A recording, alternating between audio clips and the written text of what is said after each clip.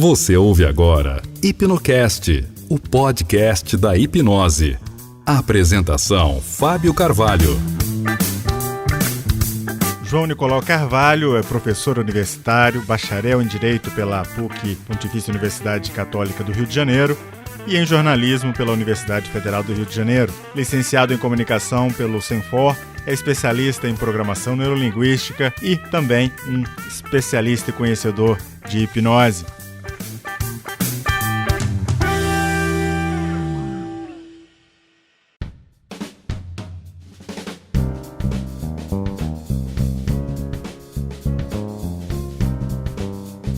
Muito bem, João, seja bem-vindo aqui ao Hipnocast. Eu quero mais uma vez te agradecer pela disponibilidade, pela generosidade em estar conversando aqui conosco no Hipnocast. Esse projeto que tem como pano de fundo a hipnose, a ideia de expandir o conhecimento da hipnose e aprofundar mais nesse assunto. Gostaria que você se apresentasse, dissesse de onde você fala e falasse um pouquinho mais a respeito de você. Eu que agradeço essa oportunidade de trocar ideias com um brasileiro, chimarrão na mão, e que está em Dallas. E eu devo dizer a você que eu nasci na cidade de Jaguaruna, que fica no sul do estado, e aos 17 anos, quando eu era secundarista ainda, eu fui uma sessão de palco de hipnose no Cine Vitória do Tubarão, onde um cidadão chamado Karl May basicamente hipnotizou dezenas e dezenas de pessoas.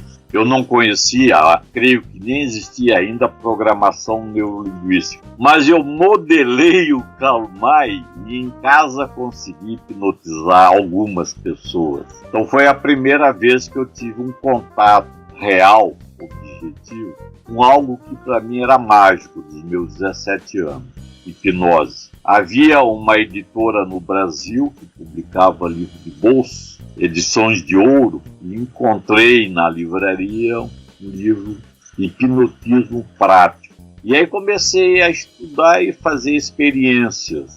Mas acontece que basicamente não havia uma literatura sobre isso. E descobri que em Porto Alegre, na Rua da Praia, na verdade a Rua dos Andradas, havia um Instituto IAM, que ensinava hipnose. Me aprofundei no segundo grau dos estudos para ganhar como prêmio passar uns dias numa família de parente em Porto Alegre. E fui lá na Rua da Praia, na Rua dos Andradas, e entrei em contato com o diretor da instituição, que ministrava cursos, parte por correspondência e parte de treinamento ali na Rua da Praia. Quando eu cheguei, me apresentei e ele me disse que eu não poderia fazer o curso porque eu era menor de idade. Olha só. Mas aí eu disse que já hipnotizava, dei uma demonstração e eu fui aceito. De forma que eu fiquei lá uns 3, 4 dias aprendendo um pouco de hipnose. Mas logo a seguir veio o famoso decreto do presidente Jânio Quadros, em que misturou num decreto a proibição de hipnose de palco, biquíni nas praias e briga de ringue de galo. Colocou tudo no mesmo balaio. No mesmo balaio ele colocou as 3 proibições. Claro que imediatamente o carioca, com bom humor, encheu as praias de mulheres de biquíni. O decreto nessa área não funcionou, né? Mas funcionou na hipnose de palco e na rinha de galos. E somente no governo Collor é que o Collor autorizou novamente a vinda ao Brasil como legal de hipnose de palco. E aí se destaca o Fábio Puentes, que leva para a televisão, já não em cinemas como antigamente, mas agora na própria televisão, leva a hipnose. E eu era reitor da Universidade do Estado de Santa Catarina. Eu devo dizer que eu sou formado em Direito pela PUC do Rio de Janeiro, formado em Jornalismo pela Universidade Federal também do Rio de Janeiro e licenciado em Comunicação. E por acaso, na época eu até fui o reitor mais jovem do país, por acaso com meus 30 anos acabei assumindo a reitoria da Universidade do Estado de Santa Catarina. e conheci o Laí Ribeiro. Conversando com ele, ele me indicou cursos de programação neurolinguística, que ele não dá, ele apenas dá conferências, Correto. na Argentina. Eu fiz uma ponte aérea e acabei fazendo lá o Master e o treino em programação neurolinguística. E, claro, a programação neurolinguística tem 2 elementos fundamentais, né? O metamodelo e o modelo Milton, que vem a hipnose ericksoniana. Verdade. Então foi que eu comecei a voltar a me interessar pelo modelo Milton, ou hipnose ericksoniana, no sentido de melhorar o processo de aprendizagem dos universitários. Porque entra, por exemplo, dentro dessa perspectiva de hipnose e educação, entra, acima de tudo, trabalhar com precisão a própria imprecisão. Ou seja, buscar na hipnose ericksoniana e também a clássica, que eu estou muito interessado agora na clássica, no sentido de ampliar a heurística, a criatividade do acadêmico. E eu criei a disciplina Criatividade na universidade, consegui ser aprovado pelo Conselho Departamental, depois universitário, e ministrei essa disciplina, tanto na graduação quanto na pós-graduação, com excelentes resultados. Levando a perspectiva, eu vou contar um caso específico que foi muito interessante, que até repercutiu nacionalmente a partir de uma conferência que eu fiz no falecido Hotel Glória. Eu digo falecido porque começaram a mexer no hotel e o hotel está lá parado hoje, né? Lá houve o primeiro congresso de programação neurolinguística e hipnose no Brasil, com Jairo Mancilha, Rob Hiltz, Joseph Bono, e eu era um dos conferencistas.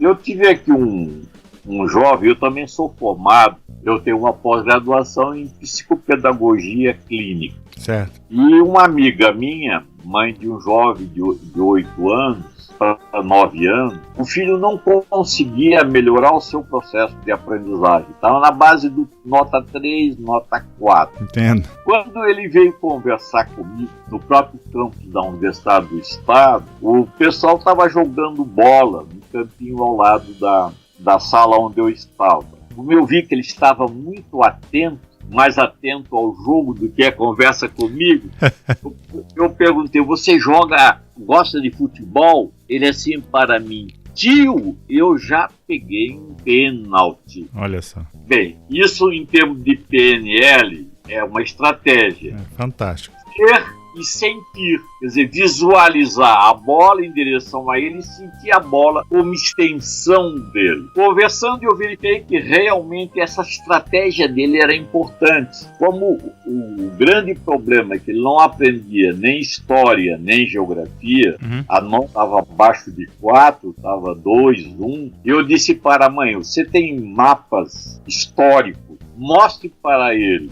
Aqui é a galera, o navio, a embarcação de Cabral aportou no Brasil. E eu disse: olha, naqueles navios havia também jovens que serviam o vinho para o capitão e aprendiam a navegar. Ou seja, eu estava envolvendo o lado visual e sensorial sinestésico dele no processo. Então eu dei à mãe a sugestão: olha, mostre mapa e lembre a ele que nesses navios estavam também jovens com a faixa etária dele. Bem, a primeira prova desses 3 que ele tirou, ele pulou para 8. Então note a estratégia de aprendizagem, utilizando aquele elemento da programação neurolinguística, de ver a carga de visual, auditivo, sinestésico, e também conceitual, digital, importância muito grande para você dar uma dimensão de como melhorar a nível individual e coletivo os estudos. Então, a disciplina criatividade, e agora a disciplina desapareceu porque eu me aposentei e não há professor academicamente preparado para a disciplina. São essas coisas da burocracia da universidade, né?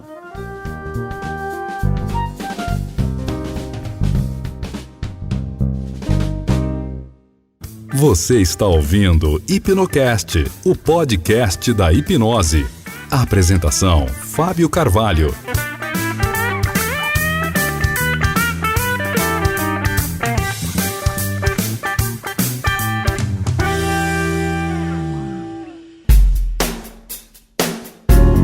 E você traz aqui uma história muito interessante, né? Porque esse não preparado basicamente passa também não só pela formação, mas por uma questão de ter essa percepção de conectar as coisas, como você coloca a PNL, as estratégias e teorias de aprendizagem, mas também uma percepção que é essa de observar lá na história da criança e naquilo que é importante para ele, e fazer o uso dessas ferramentas, né? De forma não mecanicista, né? Mas o chart neurolinguístico, por exemplo, a gente propaga muito no portal de PNL do Brasil, que é o Golfini. Uhum. Na verdade, ao fazer o exercício, ele está equilibrando a lateralidade. Nós somos de origem cristã, a maioria dos brasileiros, e ficamos com aquela frase: sentado à mão direita de Deus Pai, como se o inferno ficasse à esquerda. Né? Todo-poderoso, não te há de vir julgar.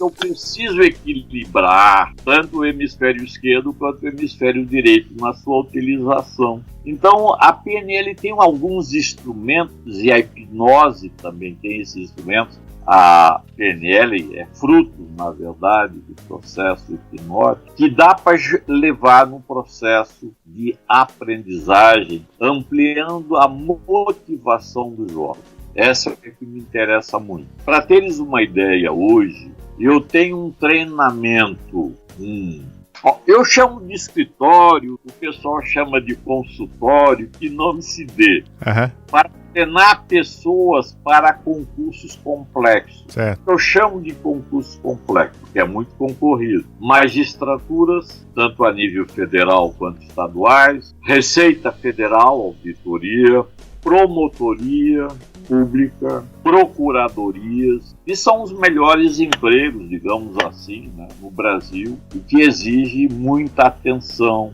Uhum. E eu, basicamente, com a hipnose e a PNL, eu tenho hoje, melhor dizendo, ex-clientes que são juízes em Roraima, lá no extremo norte do país, ao Rio Grande do Sul. Veja só. Eu vou apenas dar um exemplo. No ano passado, eu trabalhei 2 jovens mulheres advogadas e 2 porto-alegrenses. Aqui, a gente saiu de Porto Alegre e vinham para cá. Todos os 4 passaram na magistratura para o Paraná. Excelente, né?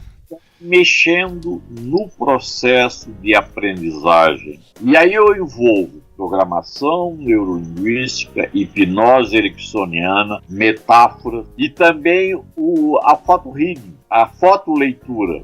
E tem um exercício ali fundamental para levar ao neocórtex mais energia. Não sei se você conhece essa metodologia que nasceu aí nos Estados Unidos. Conheço, Paul Scheller. Então... exato. E o uso da fruta na cabeça é muito. Ô, João, então vamos fazer o seguinte, nós vamos entrar em detalhes desses assuntos, porque aqui essa conectividade entre PNL e hipnose e todos os aspectos que eu chamo isso de ferramentas coadjuvantes no processo de aprendizagem, isso é muito interessante, nós podemos explorar com mais profundidade. Eu queria só resgatar uma coisa que você trouxe, você falou a respeito do Carl Weisman, né, do hipnotismo, né, que você teve lá no show dele. Eu não tive essa chance de estar num evento dele, num show dele, mas foi, na verdade, o meu segundo livro de hipnose. O primeiro foi o teu segundo, da Edições de Bolsa. Foi. Olha só. E você sabe que tem ele aqui aqui do meu lado, aqui, o livro. E uma das coisas que sempre me chamou a atenção foi o fato de que sempre houve isso, de que tanto agora como no passado, esses preconceitos ou ideias equivocadas com relação à hipnose, e até por uma falta de informação, faz com que normalmente as pessoas não enxerguem as oportunidades e capacidades que a hipnose pode trazer. Como é que você brilhantemente nos descreveu, né, da criança que, através do uso dessa estratégia de aprendizagem, aliado a ferramentas oriundas da hipnose, como a PNL, por exemplo, fez uma diferença tremenda na vida dessa criança, né? E, obviamente, depois, com os anos, isso é refletido na capacidade dele como profissional, como indivíduo, na sociedade, assim por diante. E, muitas vezes, as pessoas ficam prendidas a essas falsas crenças e conceitos com relação à hipnose. Como é que no ambiente, você como um homem que sempre esteve envolvido no ambiente da educação, como é que no ambiente da universidade, no ambiente onde, por exemplo, o aluno, e eu digo não necessariamente um curso ou outro, mas de forma geral, ele está ali para adquirir ferramentas, conhecimentos, para enfrentar o mundo real, né? E como é que a hipnose é vista nesse ambiente acadêmico de forma geral? Regra geral, o mundo acadêmico vê a hipnose como algo não científico, tanto a programação neurolinguística. Quando eu comecei a fazer o primeiro e único curso de pós-graduação em programação neurolinguística disponível no Brasil, na Universidade de Ribeirão Preto, campus de cidade de São Paulo, um falecido professor Mazzilli, olha só, autor de uma obra muito interessante, analisar Sócrates à luz da programação neurolinguística. Eu fiz até um artigo sobre isso no Golfinho. E eu tive que fazer novamente a metodologia científica, e eu poderia fazer a metodologia científica aqui em Santa Catarina para não precisar de me deslocar até São Paulo. E quando eu falei ao meu professor específico da área, em um mestrado que ele estava dando e dava a disciplina metodologia científica, que eu me matriculei, ele se marreitou. Hipnose e PNL não são matérias científicas. Bem, ele aceitou na flexibilidade, talvez até para eu ser reitor, ele fosse professor de outra universidade, ele acabou aceitando que eu fizesse a tese na metodologia científica de que a PNL e a hipnose seriam científico. Ele me deu 10, eu acho que ele acabou concordando com a minha tese. Mas isso dá uma ideia da dificuldade. Por exemplo, eu não consegui vender a ideia de PNL ou hipnose como disciplina da universidade. Eu vendi a disciplina criatividade, com um programa de PNL e hipnose. A programação, sim, mas como no conteúdo. Mas o nome da disciplina foi criatividade. Certo. É a dificuldade, né, de justificar um aspecto científico aí. Mas se Freud levou quase 100 anos para ingressar na academia, na universidade, a PNL que nasceu na década de 70 e a hipnose, o nome hipnose também, colocando ao lado de Freud, é recente. Então, que é uma explicação, né, da ausência dessas disciplinas no contexto universitário. Certo. Mas note bem, a Fundação Getúlio Vargas, que é considerada uma das grandes do país na área de recursos humanos, através do professor Tom Chung, ela colocou a programação neurolinguística e hipnose. A Universidade de São Paulo já tem 2 teses, uma de mestrado, outra de doutorado com hipnose e programação neurolinguística. Então, aos poucos, assim, eu creio que a hipnose e a programação neurolinguística vão ingressar na universidade. Ao menos é isso que eu desejo, no sentido de melhorar a performance dos nossos acadêmicos. Uma das coisas interessante que é justamente uma questão de informação, né? E eu acho que esses trabalhos isolados, com certeza, vai realmente, em algum momento, gerar aí no coletivo da academia uma percepção mais apropriada, eu diria, com relação à hipnose e PNL, né? Você sabe que hoje eu fico observando aqui nos Estados Unidos a quantidade de publicações que tem sobre esse assunto, feito em periódicos aqui mesmo, de revistas e periódicos aqui nos Estados Unidos. Mas, de forma geral, a quantidade de material publicado tem crescido cada vez mais e mais, e eu tenho percebido também, você no início comentou esse interesse agora um pouco mais aprofundado com relação à hipnose clássica, né? Eu tenho percebido que está havendo um tangenciamento com relação à hipnose, onde o fio da meada tem a ver com técnicas, principalmente, mais do que um aspecto de tratar de explicar a sua origem ou o aspecto científico, porque já foi comprovado, já se entende que o fenômeno existe, não se tem dúvida com relação a isso, mas quando a gente traz isso para um mundo de educador, o que é que, então, tem nessa hipnose, tem nessas técnicas, tem numa programação neurolinguística que realmente vai me ajudar a construir o meu arcabouço para levar a minha mensagem como educador adiante, né? E, por outro lado, a percepção que eu acho que é também, talvez, se não mais importante, a do que o próprio educador se autoconheça, das suas capacidades e como utilizar isso. Fazendo uma analogia talvez com quem usa a hipnose no mundo de hipnoterapia, como é que você vê esses dois profissionais, um educador que tem uma mensagem a ser levada adiante e um hipnoterapeuta que está ali para poder provocar também uma mudança no seu cliente, né? Onde tem um aluno e um cliente, para não chamar paciente, mas nesse paralelo, João, considerando toda essa experiência e arcabouço que você traz, como é que você enxerga esses dois mundos aí? Qual a similaridade entre ambos? Ambos chegam duvidando um pouco da eficácia da hipnose. Na medida em que ele vai se exercitando, vai tendo sessões de encontros, e eu, regra geral, faço atendimento individual, respeitando, digamos assim, a gramática do inconsciente de que falava Lacan, que seria tão importante essa gramática do inconsciente quanto a tua impressão digital. Então eu trabalho a nível individual. Em sala de aula, você faz um trabalho coletivo para uma geração que tem a curiosidade por isso. Então, vender a matéria para o aluno não é difícil. Difícil é você ser aceito no conselho departamental da universidade propondo algo diferente daquilo que a academia vem vivenciando há mais de 100 anos.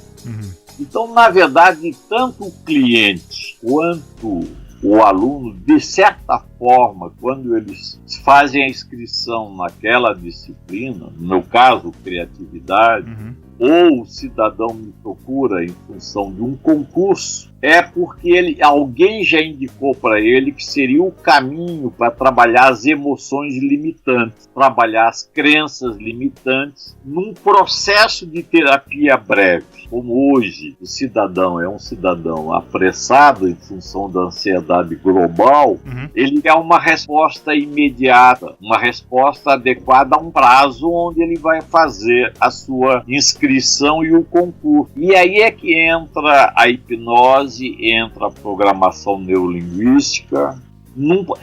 É uma matéria-prima ainda que não ingressou na universidade, mas o cliente, seja o acadêmico, seja aquele que está se preparando para um concurso, logo busca por ouvir dizer, basicamente é isso. E aí entra a figura do Laí Ribeiro, porque o Laí, fazendo as conferências de cidade em cidade do Brasil e sendo ao mesmo tempo cardiologista com pós-doutoramento, gerou uma atenção maior do que aquela hipnose de palco ou hipnose de rua que era considerada não científica.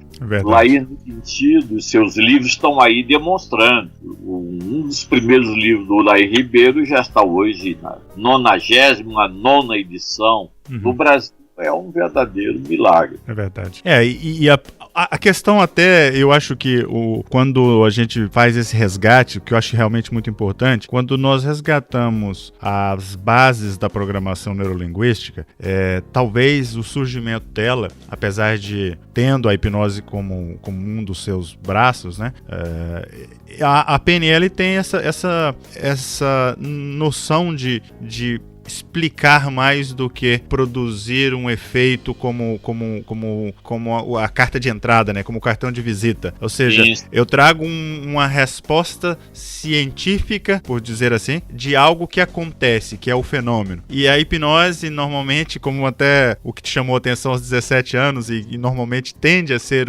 algo que acontece na grande maioria das pessoas, há algo de fantasioso, de mágico e de interessante naquilo que eu estou vendo. Portanto, então, aquele fenômeno ainda não explicado, ele pode ser experimentado. E aí eu vejo essa separação aí e uma aproximação da PNL com um aspecto mais científico do que a hipnose, porque a hipnose, ela não trata de explicar, ela normalmente tende a executar, né? Você sabe que no meu livro tem uma das frases que eu coloco, é o seguinte, que o hipnólogo, para ser um melhor hipnólogo, ele não tem que tentar, ele não tem que explicar necessariamente, porque as pessoas não entram em transe necessariamente, né? Eu digo transe hipnótico, pela explicação somente. Ele poderia, sim, né? Desde que o hipnólogo estivesse executando aquilo com a intenção. Mas a frase é basicamente o seguinte: o hipnólogo, ele não tenta, ele executa. Porque a hipnose acontece como uma resposta de uma ação, não necessariamente como uma resposta de uma intenção, né?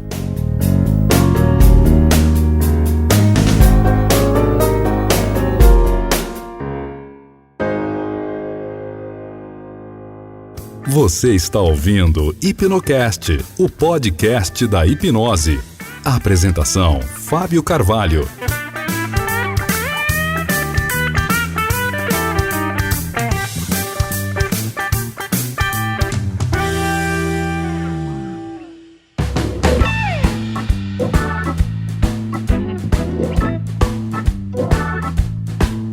Concordo plenamente com você colocou muito bem. Aliás, isso demonstra a diferença entre a hipnose e os demais modelos de escolas psicológicas. A hipnose trabalha o verbo como um condutor de uma sensação. E na psicanálise, por exemplo, seja freudiana, lacaniana ou outras aí, você basicamente fica apenas no verbo. Você fica ouvindo, comenta de quando é vez. Já na hipnose, no modelo ericksoniano principalmente, você está levando a reboque do verbo uma sensação para o indivíduo sentir. E ao ressignificar, ao mudar aquela sensação, ele muda o verbo. Aí ele começa a acreditar que a hipnose é um grande instrumento de mudança. Veja só. É por aí, não é verdade? Você sabe que aqui agora você começa a entrar num aspecto que talvez a gente pudesse explorar mais. A gente falou sobre os concursos complexos. Eu vou até ampliar isso. Eu vou dizer o seguinte: habilidades complexas. Perfeito. Quando nós falamos aí do uso da hipnose nesse contexto da aprendizagem, eu gosto muito de frases. Eu percebo que também nos seus artigos você faz referência às frases de poder, né? Frases que causam um impacto nas pessoas, desde uma perspectiva de reflexão, insight.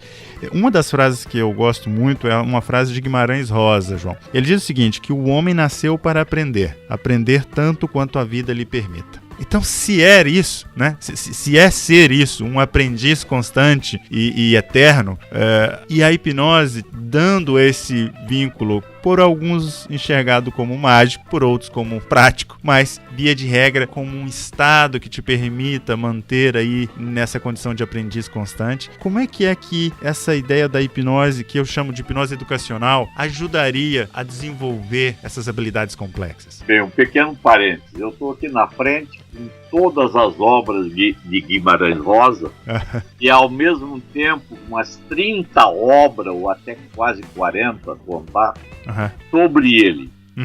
Guimarães era um mago da palavra e da sensação, um idioma totalmente específico que ele criou, né? Não há ainda um vocabulário para você expressar o que é que o Guimarães Rosa queria colocar.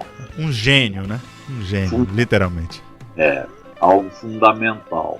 Para ele, a aprendizagem era a própria essência do ser humano.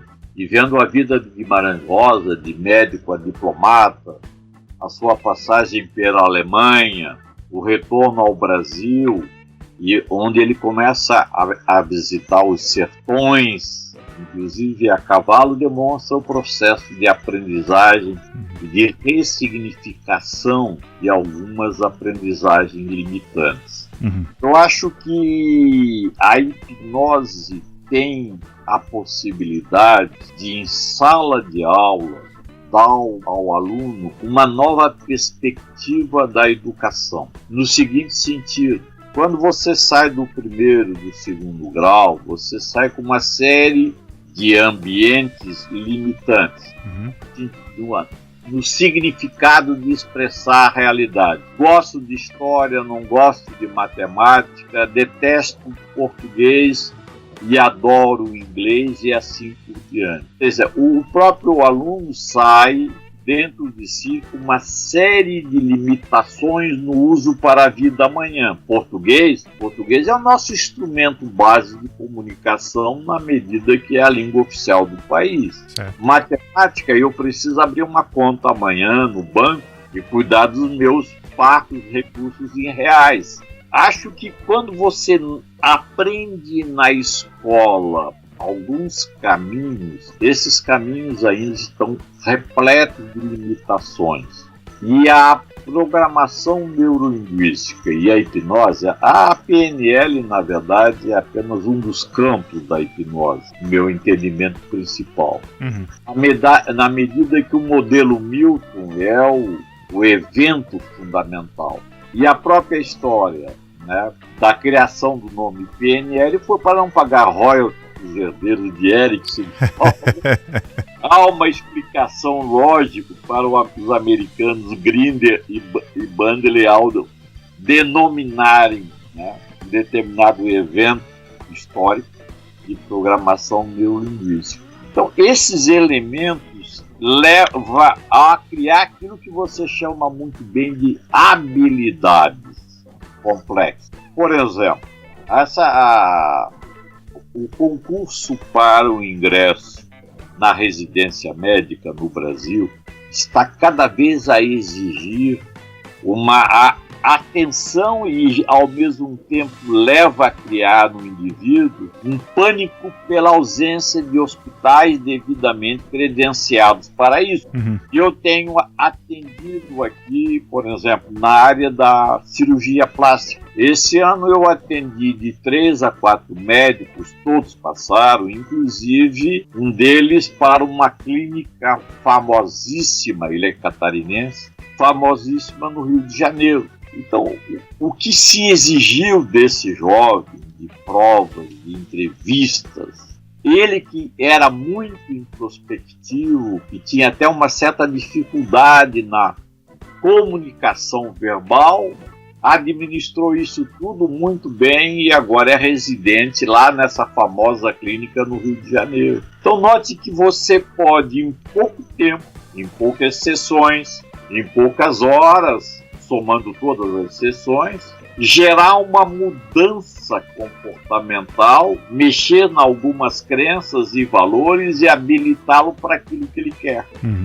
Isso de uma importância capital, a hipnose. Mais ou menos o evento, a maneira como você colocou, que foi muito bem. Habilitar o indivíduo para determinados eventos complexos. E nessa ideia de habilitar o indivíduo, muitas vezes eu percebo que não só pela experiência prática, também pela aquela descrição teórica dos colegas, que um dos elementos centrais aí, além da crença, que é o que você mencionou, existe também a ideia da condição do estado mental em geral. O estado mental, aquela preparação mental para vencer certos medos, certas dificuldades emocionais que normalmente pode ser trabalhada de forma isolada com a hipnose ou de forma até um pouco mais, eu diria, holística para esse indivíduo.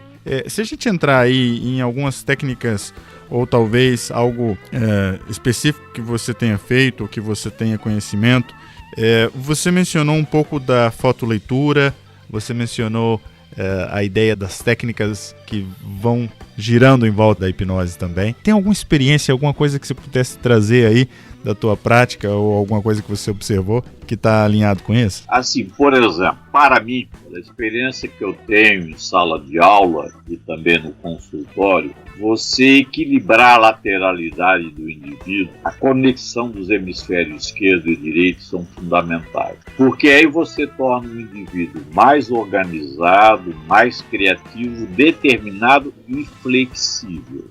Você tem que flexibilizar o indivíduo antes do evento e, ao mesmo tempo, dar um rumo claro naquilo que ele quer. Então, por exemplo, e aí envolve o chart neurolinguístico que eu aplico em todos os clientes eu ensino, que é equilibrar a lateralidade, o hemisfério esquerdo que comanda o lado direito do corpo e o direito que comanda o lado esquerdo.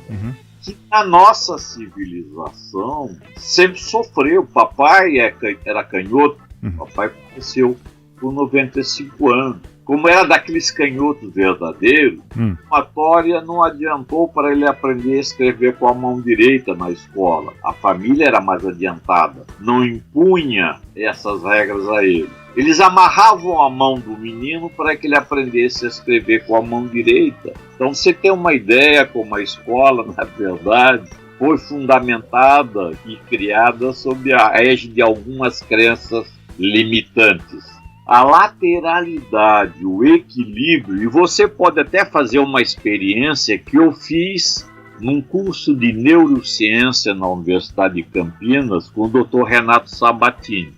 Eu escrevo com a mão direita e eu comecei a querer fazer a minha assinatura comercial, colocar no diploma dos alunos, prestação de contas. Sim. A assinatura na mão esquerda saiu uma assinatura antiga, bem diferente daquela reduzida da mão direita. Isso foi um debate, inclusive, com o Renato Sabatini. Ele acha que a memória no lado esquerdo do cérebro era mais antiga, porque pouco usada. E o piloto automático, né, da mão direita, comandado pelo lado esquerdo do cérebro, ela ia simplificando em função das necessidades de cada vez mais papel para você assinar. É um exemplo interessante. Quando eu equilibro a lateralidade, eu tenho uma melhor performance mental e comportamental. E isso a hipnose dá. E isso a programação neurolinguística auxilia. É verdade.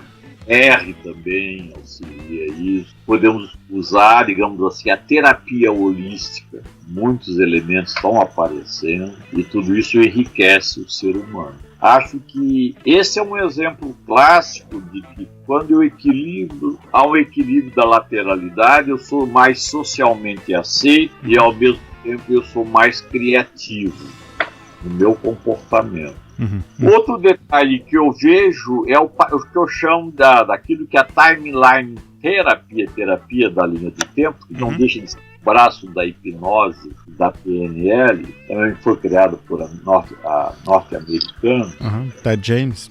Ted James, e eu fiz o curso até a nível de master com um grupo dele, é que como a nossa mente não tem um tempo definido, eu vou para frente, vou para trás, eu posso ressignificar determinados elementos da minha vida que hoje está atrapalhando o meu presente e vai atrapalhar o meu futuro, não apagando da mente, mas ressignificando a minha emoção em torno daquele evento. Eu tenho tido casos muito interessantes de crianças que teve algum trauma nos seus 8, 9, 10 anos de idade e hoje está com 30 e eu faço uma linha de tempo, não apago a história, ela está lá registrada, mas ressignifico a sensação que eu tenho diante daquela história.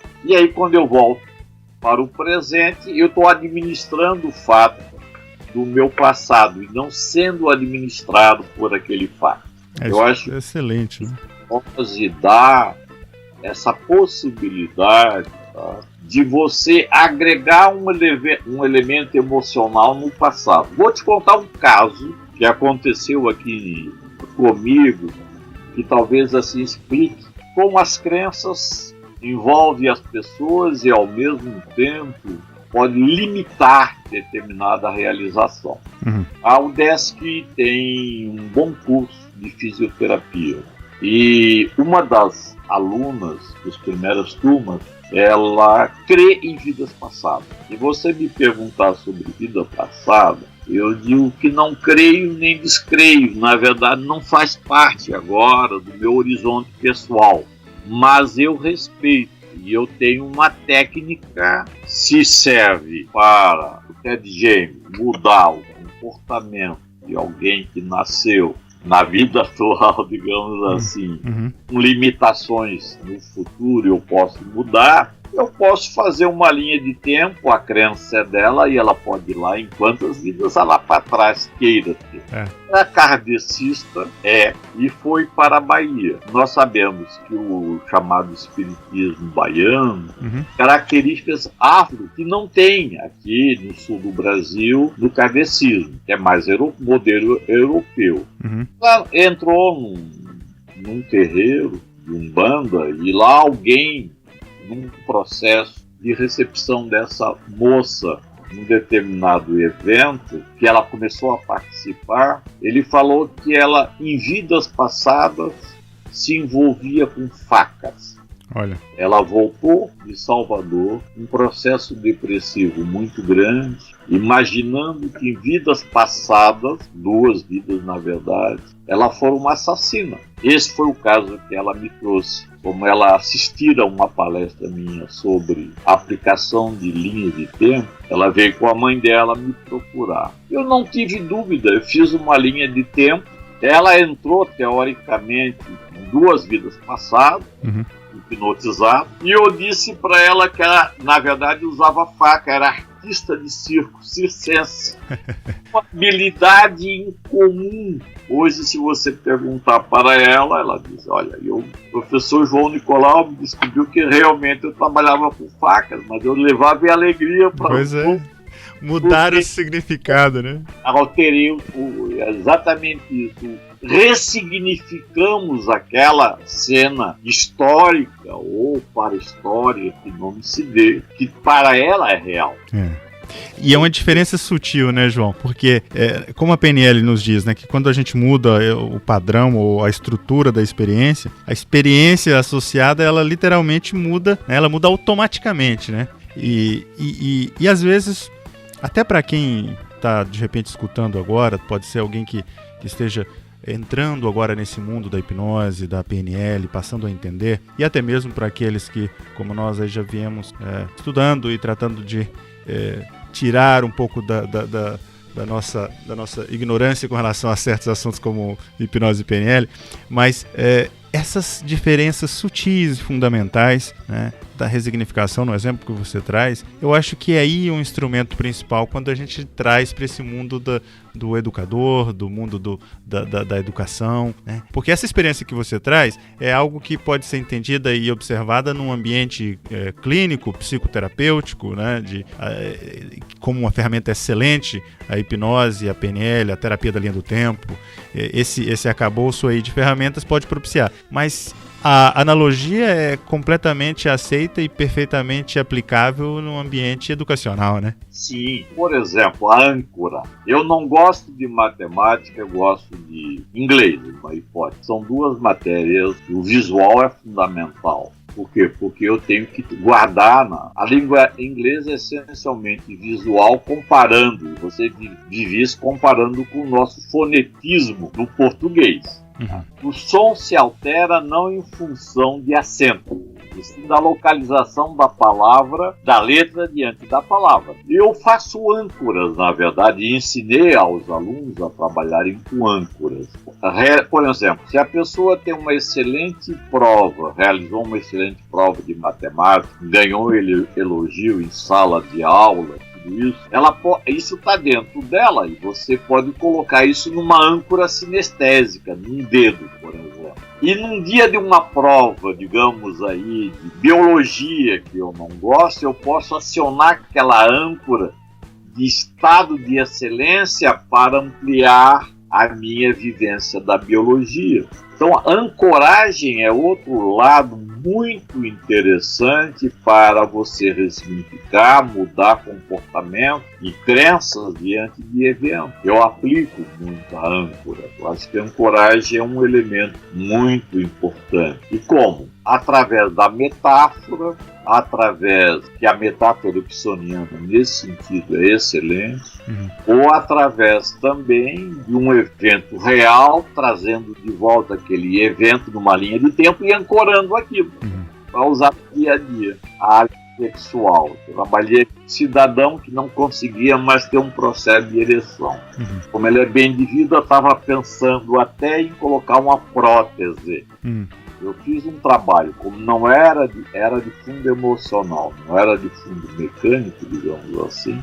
Ele, ao passado, quando ele tinha uma excelente realização afetivo-sexual, ancorei, trouxe de volta. Ele hoje tem uma vida normal na sua sexualidade. Então, note que a hipnose, ou PNL, que não se dê para que essas variações criadas para não se pagar royalties, terapia da linha de tempo, na verdade é um excelente mecanismo para dar ao educando, ao universitário, a capacidade de administrar as matérias que são colocadas em sala de aula e amanhã aplicá-las na sua vida profissional. Excelente, excelente, João. Você traz aí uma reflexão super interessante. Sabe que uma coisa que eu fiquei pensando aqui é o seguinte: nós falamos que quando a gente muda o padrão, a estrutura, resignificamos a experiência, essa experiência muda, né? A pessoa passa pela experiência da mudança. Quando a gente faz isso dentro do mundo, do contexto de aprendizagem, é a mesma coisa, né? Se uma pessoa ela pode aprender alguma coisa, e considerando até o pressuposto da PNL de que uma outra também, ou qualquer outra também poderia, essa pessoa, ela de alguma maneira ou outra, ela vai seguir ou experimentar algum modelo, alguma estrutura referencial, alguma referência para poder ou comparar com aquilo que ela já sabe e aprender algo novo e criar algo novo, ou literalmente fazer uso da capacidade que nós temos, né, de pensamento, de memória, para criar esse padrão, criar uma estrutura nova, que pode ser positiva ou negativa, né? No caso do que você colocou, talvez associar a faca com ser assassina, eu diria uma experiência negativa na vida dela. E aí, mas o processo é o mesmo, né? Usar essa capacidade é o mesmo, né? Só que você colocou o imaginário, levando ela sendo proativa, dando um novo significado àquele evento. A faca está registrada lá dentro dela. Está registrada num sentido lúdico e não num sentido dramático. Hoje ela se imagina que em 2 vidas passadas foram um excelente artista circense. Tem coisa mais gostosa do que ser um artista de circo? Nossa, muito bom.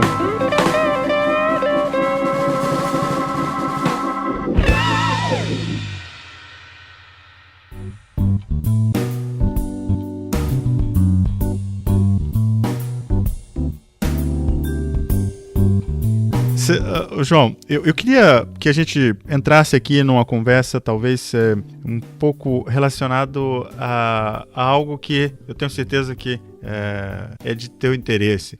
Você falou numa conversa que nós tivemos sobre a modernidade no ambiente educacional. Vou fazer aqui um panorama geral de algo que eu tenho observado.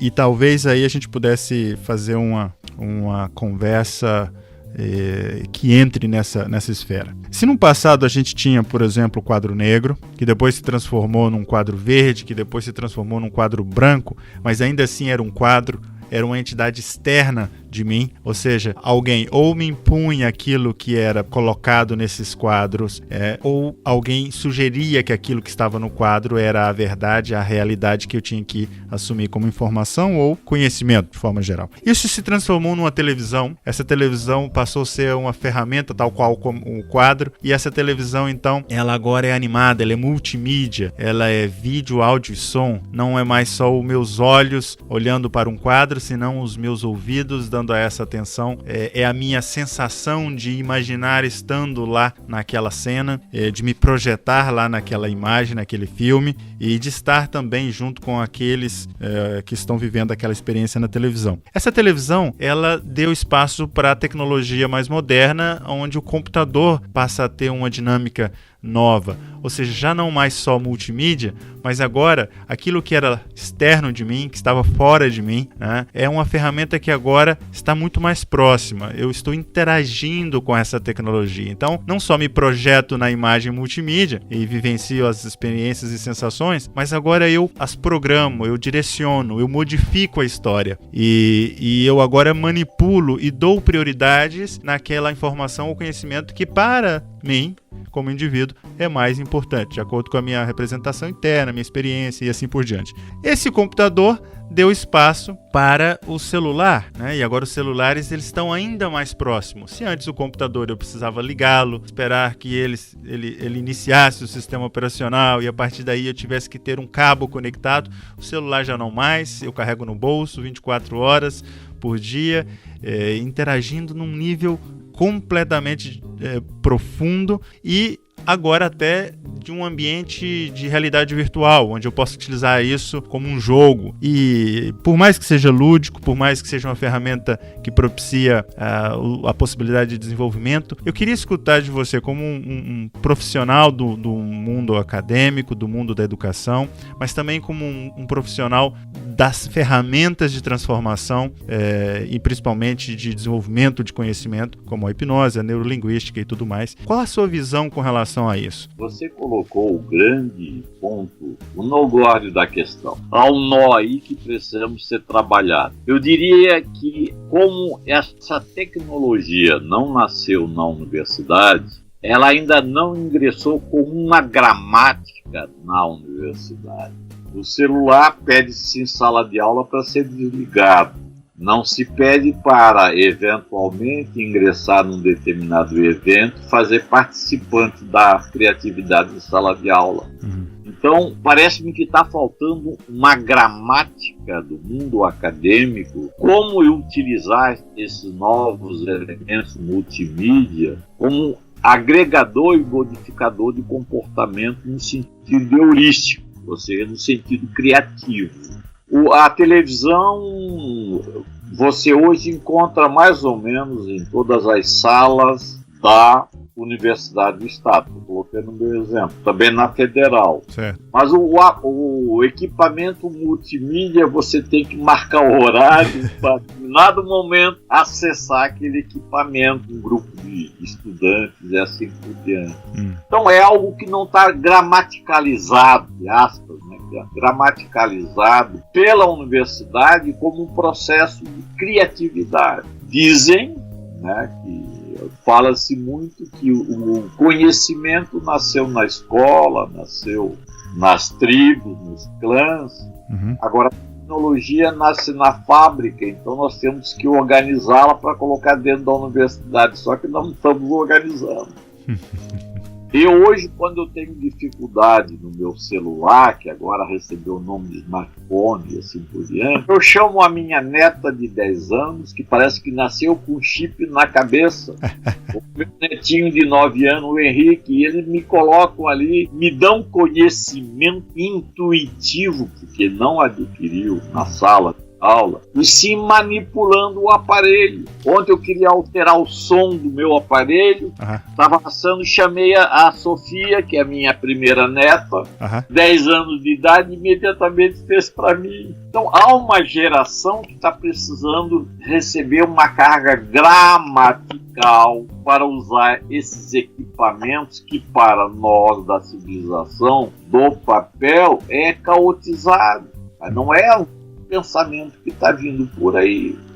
E só que a escola não descobriu isso ainda. E nessa eu diria que essa linearidade, talvez não linearidade, mas essa sequência, essa estrutura sequencial que a escola utiliza, é um contraste muito grande, né? Na verdade, é conflitiva com a ideia que a gente tem da tecnologia, que ela é ampla, até me falta a palavra aqui em português para poder fazer essa referência, mas eu quero dizer o seguinte, enquanto a escola ela é sequencial, ela é linear, essa nova tecnologia ela está em todos os lugares. Ela é ampla de tal maneira que ela não segue uma sequência lógica. Ela é responsiva à necessidade do indivíduo e ela não requer um pré-requisito. Ela simplesmente responde à necessidade imediata. Por exemplo, na década de 70, a gente aprendeu, lendo McLuhan, que o mundo estava se transformando numa aldeia global. Uhum. Mas essa aldeia global, ela era muito vagarosa. Nós recebíamos aqui em Santa Catarina, na época que eu tinha meus 15, 16, 17 anos, papai lia o Correio do Povo de Porto Alegre, o principal jornal em Santa Catarina. Não eram jornais locais, o mais importante. Por quê? Porque o Correio do Povo abarcava tanto o país quanto as páginas internacionais. Mas ele, quando chegava de ônibus lá em Tubarão, era 2 dias depois da edição. Ou seja, você recebia eventos que haviam acontecido no mundo. Uhum. A televisão hoje traz o fato acontecendo. Uhum. Quer dizer, isso altera totalmente o meu vínculo e o meu comportamento diante do universo que cerca. Nós morávamos em residências horizontalizadas. O vizinho eu abria a janela, dava para o meu vizinho. Hoje eu só me lembro que eu tenho um vizinho quando está eventualmente pingando água no teto, para ele não é teto, é o piso. E aí eu vou reclamar porque está caindo água. Então a mudança que nós tivemos é muito grande. E a escola não absorveu ainda isso para levar para a nova geração. Até porque a chamada tecnologia de ponta se modifica quase todo dia. Eu estava agora vindo da Bahia, participar de um seminário sobre hipnose conversacional, e a informação dada pela comissária de bordo. Se alguém tem um equipamento X, que andou estourando umas baterias aí, né? Desligue e entregue aqui para o comandante. Vinha com uma bolsa especial para receber esse equipamento. Então note o que é que eu, dono de uma empresa aérea, vou fazer diante de um equipamento pequeno cuja bateria pode estourar e pegar fogo no avião. Uhum. Nós vivemos, na verdade, eventos que no dia a dia os nossos avós não vivenciavam. Eu, um dia, perguntando para minha avó materna, eu era o primeiro neto dela, então tinha todo um cuidado. Eu disse, vovó, a senhora já ficou ansiosa? Ela pensou um pouco e me disse, não, eu fico escurrupichada. Bem, nós hoje nem sabemos o que significa escurrupichado, mas a ansiedade está por aí, dia a dia da nossa vida. É uma mudança muito grande, é uma mudança incomum e que ainda não foi recepcionado e gramaticalizado pelo ensino educacional, no primeiro grau, no segundo, no terceiro, nem na pós-graduação. Esse é o nosso desafio. É um tremendo desafio, né? Essa ideia de trazer as ferramentas que são real time, né? Que está ali acontecendo em tempo real, nessa aldeia global, como você mencionou, e trabalhar 2 aspectos que são, às vezes, desconsiderados, eu percebo, que é a ideia de que, quando eu estudo de forma solitária, individual, eu e o meu livro, eu e o meu computador, eu e o meu celular, apesar de que a ferramenta, a tecnologia está ali disponível para mim, esse estudo não deixa de ser um estudo à parte dessa aldeia global, à parte do coletivo. Ele só vai fazer sentido nessa aldeia global quando eu deixar que esse meu fragmento se inclua no todo. E assim, então, passar a ter esse conhecimento coletivo. Acontece que quando eu faço a coisa de forma real time, né, em tempo real, essa ideia da geração do conhecimento coletivo, o poder de impacto dela tende a ser muito mais potente. Você sabe que, eu não sei se você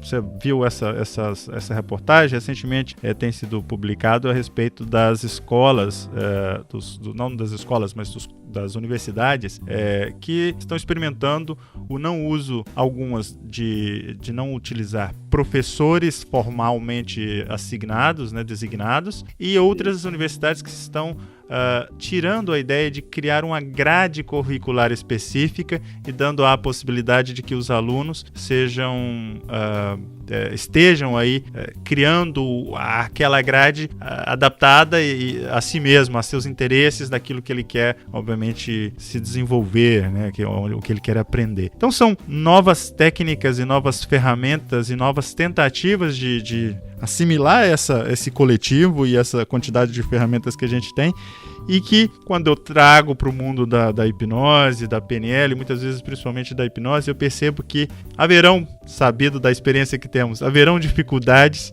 e haverão problemas gerados oriundos dessa experiência, que talvez não são problemas hoje, mas são muito similares e compatíveis, né? Que é como, por exemplo, como vencer o medo de estar imerso no coletivo e sair do individual, medos como, por exemplo, como aprender algo agora que requer muito menos tempo do que antes. Se antes eu tinha algumas horas para ler o livro, agora já não mais, eu preciso ler esse livro em 1/10 do tempo, e todo esse impacto. E vamos refletir um pouquinho a respeito disso. O que você pensa com relação a esses desafios que os profissionais também, até dessas áreas, passam a ter, né? Eu diria até como a hipnose nesse momento é importante, porque se a hipnose me facilita ser mais organizado e criativo, mais determinado também, ela me flexibiliza para os novos códigos que estão chegando.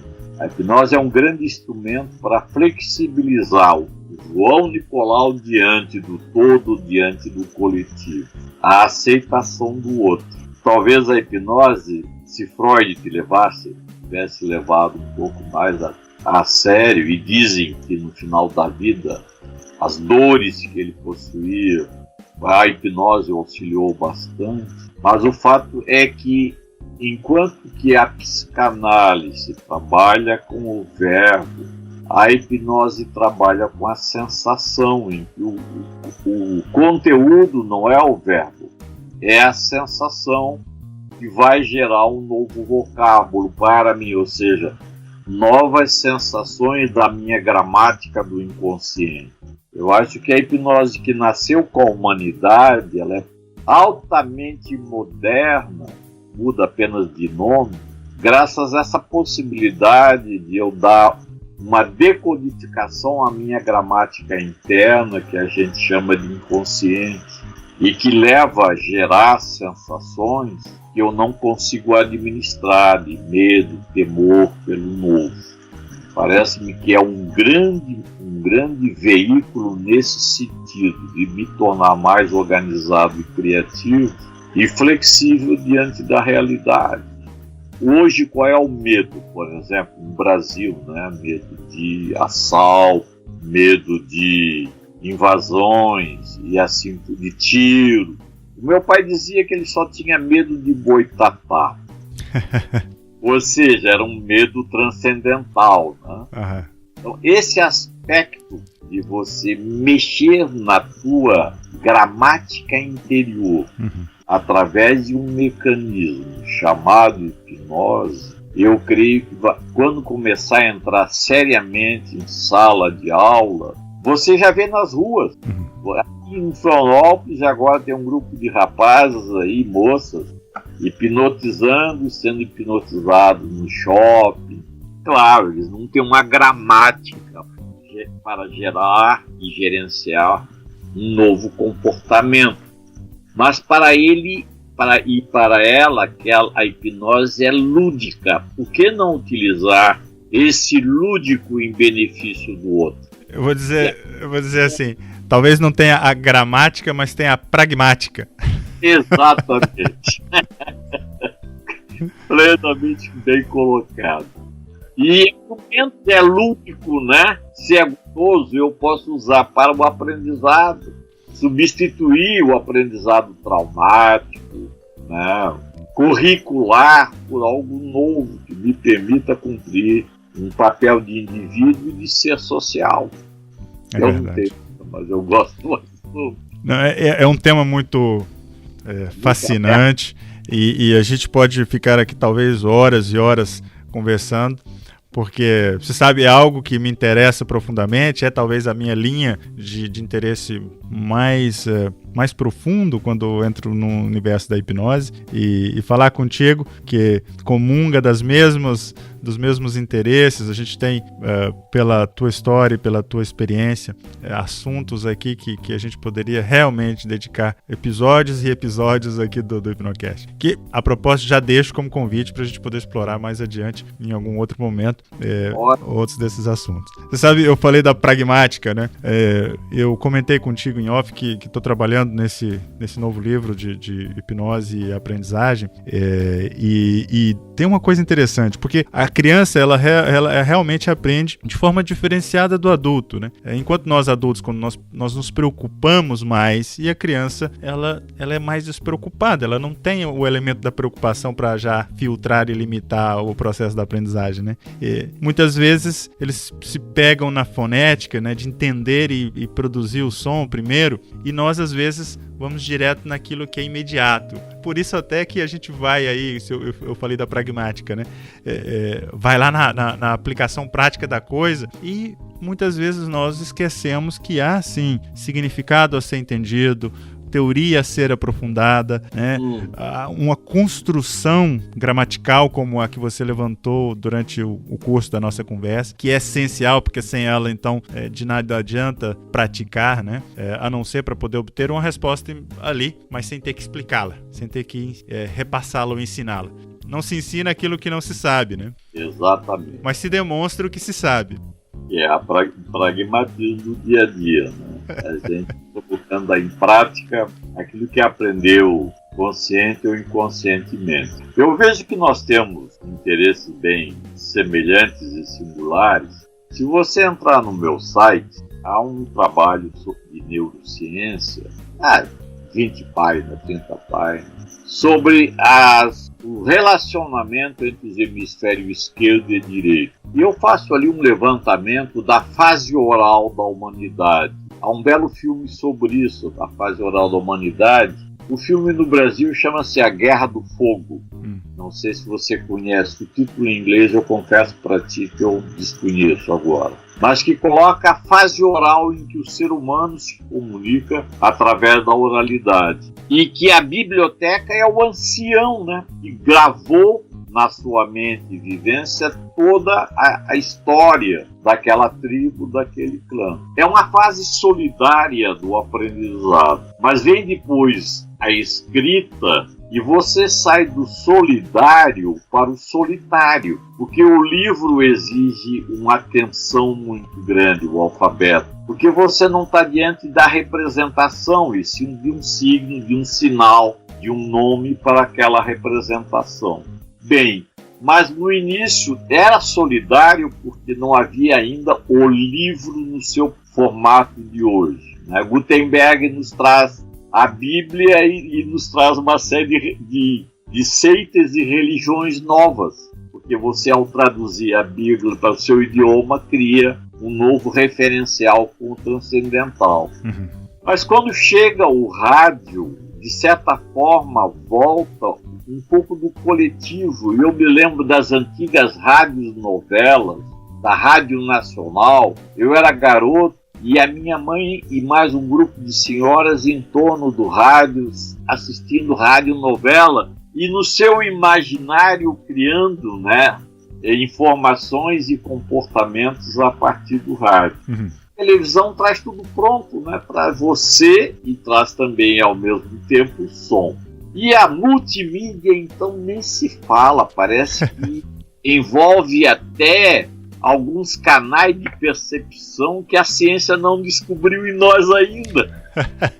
Não só apenas o visual, o auditivo, o sinestésico é profundamente aberto, né? As sensações. Então, note que esse é o dado. Por isso eu falo numa gramaticalização para o uso dentro da educação desse processo. É um tema fantástico. Agora, um fato, e você está no caminho correto, ao criar um canal para divulgar a hipnose. A hipnose auxilia você a entrar num estado cerebral que nome se dê, para recepcionar essas informações e colocá-las em seu funcionamento a nível motivacional. Esse é o fato. Eu vejo as pessoas ingressarem na minha sala de consulta e depois de 7, 8 sessões estarem com a história bem ressignificada e preparada. Eu acabei de receber um telefonema de um juiz catarinense que está no Paraná. Ele me disse o seguinte: se eu tivesse conhecido o senhor, em vez de ser juiz há 4 anos, eu seria 9. Porque desde aquela época eu me interessava pelo concurso da magistratura, só que não tinha ferramenta para absorver o conhecimento e depois colocar no papel. Um fato que eu não sei como é que o universitário americano reage, mas o universitário brasileiro, como ele mais ouve do que participa da sala de aula, ele tem uma boa relação com o papel, as provas escritas. Certo. E tem uma dificuldade imensa com a prova oral. Quando ele está fazendo a fase escrita da magistratura, é ele e o papel. É aquela ideia, né, do individual, né? A prova oral são 26 olhos. São 13 pessoas olhando para ti fazendo perguntas. É a tribo da aldeia. É a tribo da aldeia. Então, é uma verdadeira iniciação. É uma verdadeira iniciação. Mas eu tenho tido alguns casos interessantes que na prova oral melhorou a nota da prova escrita, o que é exceção da exceção. Mas já tem casos assim. Mas também tem aquela ideia de que quando você faz uso de ferramentas e estratégias, isso faz uma diferença tremenda nas outras áreas, né? Tanto o auditivo como o sinestésico, porque se a gente faz uso de ferramentas como pensamento lateral, ferramentas que você comentou, né?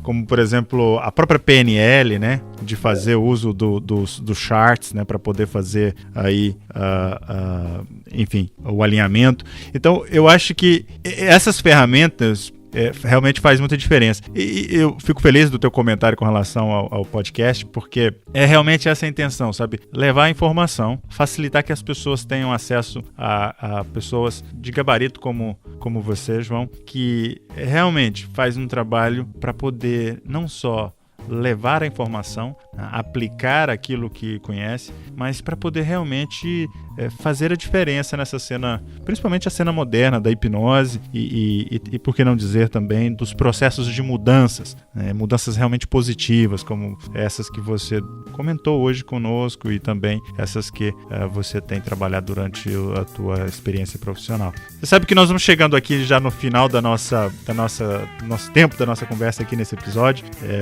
Gostaria sinceramente de continuá-lo por muito mais tempo, mas já quero começar aqui te agradecendo pelo tempo, pela oportunidade, pela tua generosidade mais uma vez. E você sabe, eu gostaria de pedir que você compartilhasse aí o teu contato, como as pessoas podem te localizar.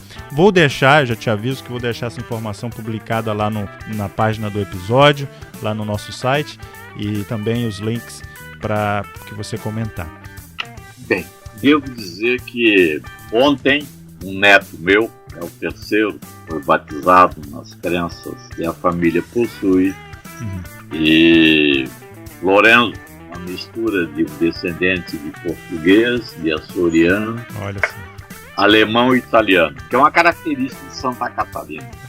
Mistura da terrinha com alemão. Tem catos de açorianos. A maior colônia de descendentes de açorianos do mundo está aqui em Santa Catarina. E grandes colônias de ascendência alemã, italiana, e essa mistura está no meu neto. Estou colocando isso porque essa geração que está vindo por aí, ela precisa de receber da sociedade um enunciado que permita melhorar o processo de aprendizagem.